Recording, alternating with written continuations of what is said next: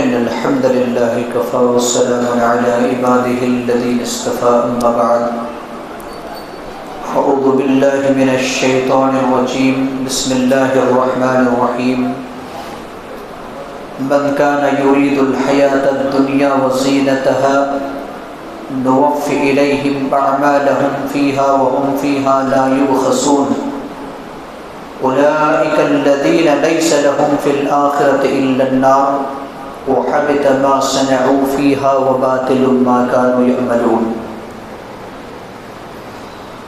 اللہ سبحانہ و تعالیٰ کی توفیق سے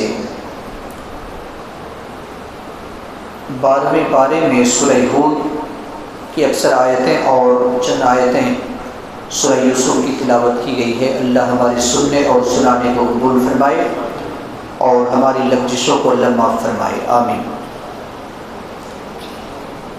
اللہ تبارک و تعالیٰ نے سورہ ہود کے اندر کچھ لوگوں کا ذکر کیا ہے۔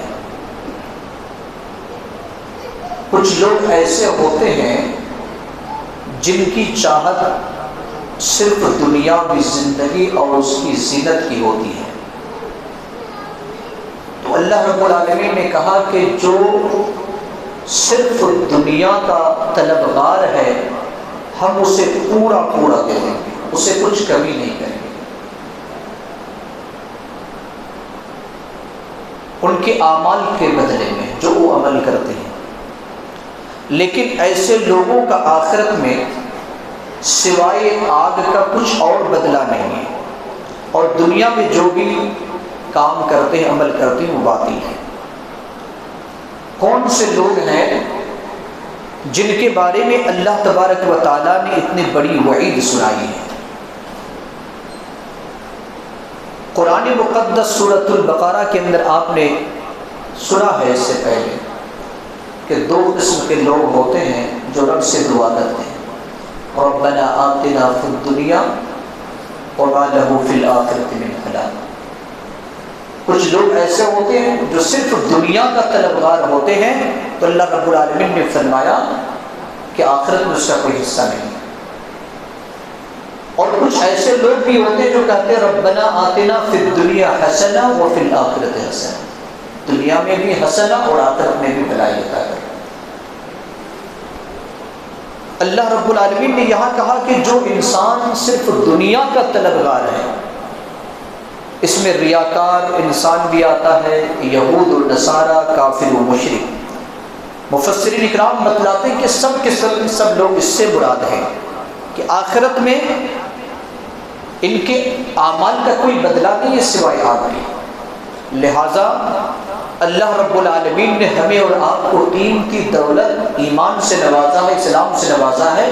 ہماری ذمہ داری ہے کہ ہم ریاکاری سے اپنے آپ کو پاک رکھیں، ورنہ یہی عمل ہمارے لیے آخرت میں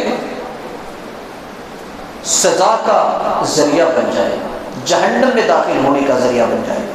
ہم محنت بھی کریں گے، ہمیں کوئی اجر و ثواب نہیں ملے گا۔ اللہ رب العالمین نے تقریباً سورہ ہود کے اندر 7 جلیل القدر پیغمبر کا ذکر کیا ہے تفصیل کے ساتھ، اور اللہ رب العالمین نے اس کا انجام بھی بتایا، اس کی قوم کا انجام بھی بتایا ہے۔ مثال کے طور پر سیدنا نوح علیہ السلام، ہود علیہ السلام، صالح علیہ السلام، ابراہیم، لوط، شعیب اور موسیٰ علیہ السلام۔ اس میں سے بہت ساری نصیحتوں کی باتیں ہیں، لیکن تمام باتوں کا احاطہ ممکن نہیں ہے۔ اللہ تبارک و تعالیٰ نے سورہ ہود کے اندر سیدنا نوح علیہ السلام کا ذکر کرتے ہوئے کیا کہا کہ جب نوح علیہ السلام ایک لمبی مدت تک 950 سال تک توحید کی دعوت دیتے رہے، اس کی بیوی نہیں مانتی، اس کا بیٹا نہیں مانتا، اللہ رب العالمین کا حکم ہوتا ہے کہ ایک کشتی تیار کرو۔ کشتی تیار کی جاتی ہے، لوگ مذاق اڑاتے ہیں کہ میدان میں کشتی کا کیا کام ہے؟ تو نوح علیہ السلام نے کہا تم آج مذاق اڑا لو، لیکن کل ہم تمہارے ساتھ مذاق اڑائیں گے۔ اللہ رب العالمین نے نوح علیہ السلام کا ذکر کرتے ہوئے کہا کہ جب وہ کشتی پر سوار ہوئے تو اپنے بیٹے کو نصیحت کرتے ہوئے کہا، اپنے بیٹے سے کہہ رہے ہیں کہ اے میرے بیٹے، اور موج وہاں پر آ رہی تھی، پانی کی موج تھی، یا بنی ارکب معنا ولا تکن من الکافرین۔ ایک باپ انجام کو دیکھ رہا ہے، کوئی عام انسان نہیں ہے، ایک نبی ہے، جلیل القدر پیغمبر ہے، جن کو 1000 سال سے زیادہ عمر ملی ہے، وہ اپنے بیٹے کے انجام کو دیکھ رہا ہے، بیٹا سے کہہ رہا ہے بیٹا کشتی پر سوار ہو جائے، ایمان لے آ، کافروں کے ساتھ مت رہنا۔ تو اس نے کیا کہا، سآوی الی جبل یعصمنی من الماء، میں تو پہاڑ کی چوٹی پر جگہ لے لوں گا اور مجھے وہاں تک پانی نہیں پہنچ سکتا ہے، لیکن نوح علیہ السلام کو معلوم تھا کہ کشتی پر جو سوار ہوں گے وہی انسان بچے گا، اور کشتی کے علاوہ جو بھی پہاڑ میں ہو، درخت میں ہو، کسی جگہ پر ہو، اسے نیست نابود ہونا ہے، نیست نابود کر دیا گیا۔ ایک باپ کا دل کیا اس وقت چل رہا ہوگا اپنے بیٹے کے انجام کو دیکھ کر کے۔ لہذا اگر کوئی اپنی اولاد کو نصیحت کرتے ہوئے بھی، بار بار آخری دم تک نصیحت کرتے ہوئے بھی اگر بگڑ جائے اولاد، تو نوح علیہ السلام کو یاد کر لیجیے کہ نوح علیہ السلام ایک عام انسان نہیں بلکہ جلیل القدر پیغمبر نے، اتنے لمبی دعوتی مرحلہ کو انہوں نے پار کیا، اس کے باوجود اس پر ایمان نہیں لاتے۔ اللہ تبارک و تعالیٰ نے ہود علیہ السلام، صالح علیہ السلام اور سیدنا ابراہیم علیہ السلام کا ذکر کیا۔ ابراہیم علیہ السلام کے اس میں ایک دو نصیحتیں ہیں جو میں آپ کو بتانا چاہوں گا کہ حضرت ابراہیم علیہ السلام کے پاس جب فرشتے آئے، انسانی شکل میں آئے تھے، کام دو تھا۔ پہلا کام ابراہیم علیہ السلام کی اولاد کی بشارت دینا، اور دوسرا کام تھا لوط علیہ السلام کی بستی کو نیست نابود کرنا، لیکن آئے تھے انسانی شکل میں۔ جب انسانی شکل میں آئے تو اس وقت فوراً حضرت ابراہیم علیہ السلام کیا کرتے ہیں، فوراً جو ہے ایک بچڑے کو ذبح کرتے ہیں۔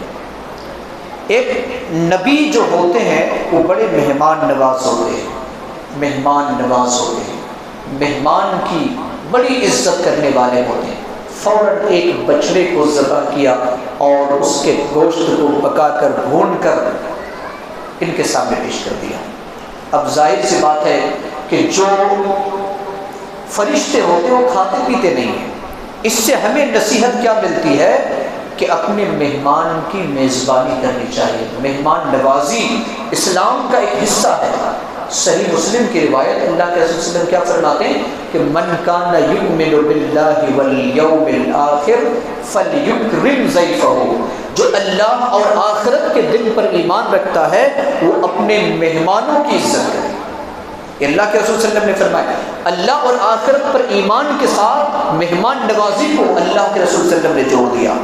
لہٰذا ایک مومن جو اللہ اور یوم آخرت پر ایمان رکھتا ہے وہ مہمان سے کبھی کتراتا نہیں، مہمان کو دیکھ کر اس کے چہرے کے اندر کوئی پژمردگی نہیں آتی ہے، اس کے چہرے میں ایک رونق آتی ہے، وہ انسان خوش ہو جاتا ہے کہ آج ایمان کا ایک حصہ جو اللہ کے رسول صلی اللہ علیہ وسلم نے بتایا آج میرے پاس آیا۔ بہرحال سیدنا ابراہیم علیہ السلام کو اسحاق علیہ السلام کی خوشخبری دی جاتی ہے، اور کہا جاتا ہے کہ صرف اسحاق ہی کی یہ خوشخبری نہیں ہے بلکہ اسحاق علیہ السلام کے بعد ان کے بیٹے یعقوب یعنی ابراہیم علیہ السلام کے پوتے کی بھی خوشخبری سنا رہے ہیں، دونوں کی خوشخبری۔ اب اس کی بیوی بالکل بوڑھی تھی، بانجھ ہو چکی تھی، وہ کہنے لگی یا ویلتا اَأَلِدُ وَأَنَا عَجُوزٌ وَهَذَا بَعْلِي شَيْخًا، افسوس، ہنس رہی تھی، خوشخبری جب فرشتے سنا رہے ہیں تو ہنس رہی ہے، بوڑھے آدمی، بوڑھی ہے، کیسے میں مجھ سے بچے پیدا ہو جائے، میں تو بالکل بوڑھی ہو چکی ہوں، عجوز کا لفظ استعمال ہو، اور عربی میں عجوز بوڑھی عورت کو کہا جاتا ہے جس کی ہڈیاں کمزور ہو جائے، بال سفید ہو جائے، ان کو عربی میں عجوز کہتے ہیں۔ اور شیخ کس کو کہتے ہیں؟ لفظ شیخ دو معنی میں استعمال ہوتا ہے، عزت کے لیے بھی اور دوسرا جو ہے بوڑھے آدمی کے لیے۔ تو یہاں پر کہا کہ وہذا بالی شیخا، میرا جو شوہر ہے وہ بوڑھا ہو چکا ہے۔ بچہ کیسے ہوگا؟ اللہ رب العالمین نے بچہ کی خوشخبری دی اور پھر حضرت اسحاق علیہ السلام پیدا ہوئے۔ اس سے پہلے اللہ رب العالمین نے حضرت اسماعیل علیہ السلام کی بھی خوشخبری دی تھی۔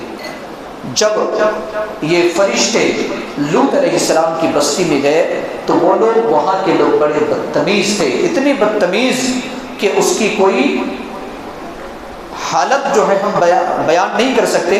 اللہ رب العالمین نے قرآن کے اندر کہا کہ اتنے بدفعلی میں وہ مبتلا تھے کہ روئے زمین کے اندر اتنا بڑا برا کام کوئی نہیں کرتا تھا۔ بہرحال اللہ رب العالمین نے اس بستی کو ہلاک کیا، لوط علیہ السلام کی بستی کو ہلاک کیا، لوط علیہ السلام کو نجات دی۔ اس کے بعد اللہ رب العالمین نے شعیب علیہ السلام کا ذکر کیا، موسیٰ علیہ السلام کا ذکر کیا۔ اچھا، ان 7 نبیوں کا تذکرہ کرتے ہوئے اللہ تبارک و تعالیٰ نے نبی صلی اللہ علیہ وسلم سے ایک بات کہی۔ وہ ایک بات کیا ہے کہ اے نبی، آپ کو ہم ان تمام واقعات سے خبردار کر رہے ہیں، آپ کو بتا رہے ہیں، یہ آپ کی رسالت اور نبوت کی دلیل ہے۔ نہ تو آپ نوح علیہ السلام کے زمانے میں تھے، نہ موسیٰ کے زمانے میں تھے، نہ ابراہیم کے، نہ لوط کے، نہ شعیب کے، نہ صالح علیہ السلام، نہ ہود علیہ السلام، کسی کے زمانے میں آپ نہیں تھے۔ لیکن یہ خبریں آپ کو کیسے معلوم ہوئی؟ ہم وحی کے ذریعے سے آپ کو معلوم کرائیں۔ یہ آپ کی رسالت اور نبوت کی صداقت کے لیے اور تصدیق کے لیے ہم نے یہ واقعہ بیان کیا۔ اس سے پہلی یعنی گزشتہ جو سورت ہے سورہ یونس، اس میں بھی اللہ رب العالمین نے چند نبیوں کا ذکر کیا، اور ان نبیوں کا ذکر کرنے کا مطلب نبی صلی اللہ علیہ وسلم کی رسالت کی صداقت ہے۔ نبی صلی اللہ علیہ وسلم تو اس زمانے میں موجود نہیں تھے، لیکن صحیح واقعہ بیان کیا گیا ہے۔ اللہ رب العالمین ہمیں اور آپ کو ان واقعات کو بیان کرنے کے بعد ان کے انجام کو بھی بتایا کہ جو نبی کے ساتھی بن گئے، اللہ رب العالمین کے عذاب سے اسے نجات مل گئی، اور جو ان کی مخالفت کی اللہ رب العالمین کے عذاب میں مبتلا ہوئے، نوح علیہ السلام کے اس طوفان میں مبتلا ہوئے جو اللہ رب العالمین نے بھیجا، نیست نابود ہو گئے۔ حضرت صالح علیہ السلام جو قوم سمود نے اونٹنی کے ساتھ کیا، اللہ رب العالمین نے 3 دن کے بعد عذاب نازل کیا اور اسے بالکل نیست نابود کر دیا۔ اسی طریقے سے تمام قوم کا اللہ رب العالمین نے ذکر کیا، یہاں تک کہ لوط علیہ السلام کی قوم کا ذکر کرتے ہوئے اللہ نے کہا کہ اس بستی کو فرشتوں کے ذریعے سے ہم نے الٹ دیا۔ فرشتوں نے بستی کو، جہاں پر لوط علیہ السلام جس صدوم علاقے میں لوط علیہ السلام نبی بنا کر بھیجے گئے تھے، لوط علیہ السلام سے کہا کہ آپ نکل جائیں، اس بستی سے نکل جائیں، آپ کے ساتھ جو ایمان والے ہیں وہ نکل جائیں۔ لوط علیہ السلام کی بیوی بھی ایمان نہیں لاتی ہے۔ مزے کی بات دیکھیے کہ لوط علیہ السلام کی بیوی ایمان نہیں لاتی، نوح علیہ السلام کی بیوی ایمان نہیں لاتی۔ لوط علیہ السلام کی بستی کو جب وہاں سے نکل گئے تو اللہ رب العالمین نے لوط علیہ السلام سے کہا کہ آپ پیچھے مڑ کر کے نہ دیکھنا، کیونکہ ابھی اس بستی کو الٹ دیا جائے گا۔ اور ایسا ہی ہوا، اس بستی کو الٹ دیا گیا۔ پھر آسمان سے پتھر کی بارش ہوئی، جو بچے کچے لوگ تھے انہیں بھی نیست نابود کر دیا گیا۔ تو جو ایمان والے تھے، نبی کے ساتھی بنے، وہ بچے، اور جو ان کے مخالفین تھے اللہ رب العالمین نے نیست نابود کر دیا۔ اللہ رب العالمین ہم تمام لوگوں کو اس بات کی توفیق دے کہ ہم اللہ اور اس کے رسول کے فرمان کے مطابق زندگی گزاریں، اور ایمان والوں کے ساتھ، نبی، صدیق اور شہداء کے ساتھ اللہ رب العالمین ہم سب کو حشر نصیب فرمائے۔ آمین۔ وآخر دعوانا ان الحمد للہ رب العالمین۔